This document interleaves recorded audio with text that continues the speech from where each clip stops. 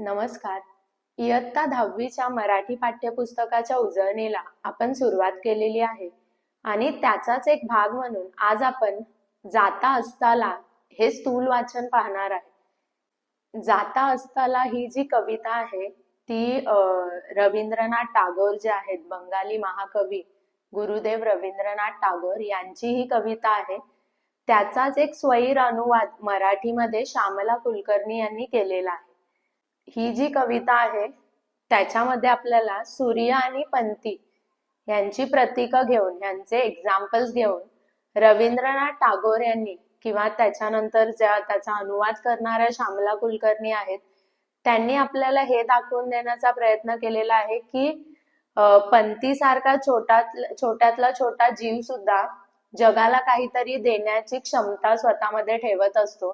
त्यालाही जगाला सुंदर सक्षम करायचं असतं. मग हे कशा प्रकारे तो करणार आहे ते आपण पुढे पाहूया. जाता असताला सूर्याचे डोळे पाणावले, जाईन मी जर या विश्वाचे, होईल कैसे भले. सुरुवातीच्या या ओळी आहेत त्याच्यामध्ये असं सांगितलेलं आहे की सूर्य अस्ताला जात आहे, म्हणजे सनसेट होत आहे आणि सनसेट होताना त्याच्या डोळ्यात पाणी आलेलं आहे. का बरं पाणी आलेलं आहे?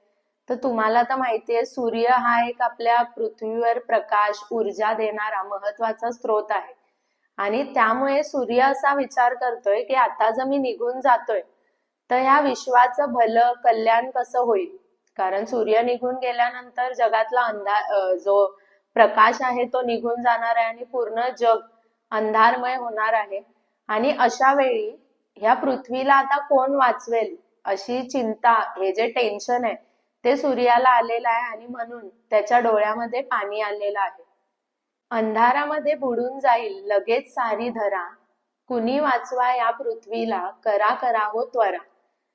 जेव्हा सूर्य इथून निघून जाणार आहे म्हणजे सनसेट होणार आहे तेव्हा ही जी धरा आहे, धरा म्हणजेच पृथ्वी, ती अंधारामध्ये बुडून जाणार आहे. सगळीकडे डार्कनेस स्प्रेड होणार आहे आणि म्हणून सूर्याला टेन्शन आलंय. तो म्हणतोय कुणीतरी या पृथ्वीला आता वाचवा, मी गेल्यानंतर कुणीतरी पुढे येऊन या पृथ्वीला प्रकाशमय करा, त्यासाठी त्वरा करा. त्वरा करायचा मिनिंग काय होतो? हरी अप, म्हणजे लवकर कुणीतरी या पृथ्वीला वाचवण्यासाठी या, असं सूर्य सर्वांना सांगत आहे किंवा कुणीतरी वाचवायला या पृथ्वीला असं आवाहन तो सर्वांना करत आहे.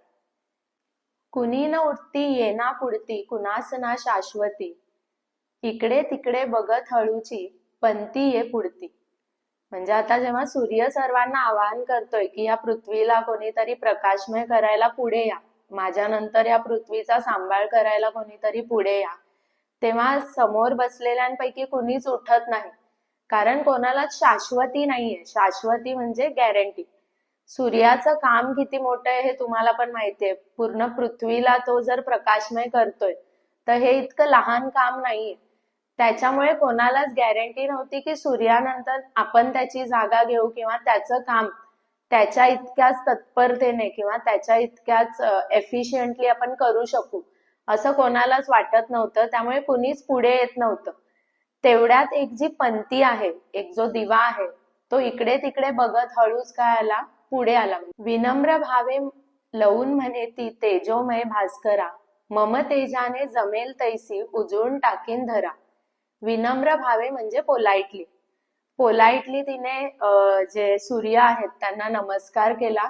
लवणे म्हणजे काय? नमस्कार करणे. तर नमस्कार करून ती काय म्हणाली? हे तेजोमय भास्करा. तेजोमय म्हणजे ब्राईट, जो प्रकाशित आहे. भास्कर हे हा सूर्याचा एक समानार्थी शब्द आहे. सो ती पोलाइटली, नम्रपणे सूर्यासमोर नमस्कार करून त्यांना म्हणाली, मम तेजाने जमेल तैसी, उजळून टाकीन धरा.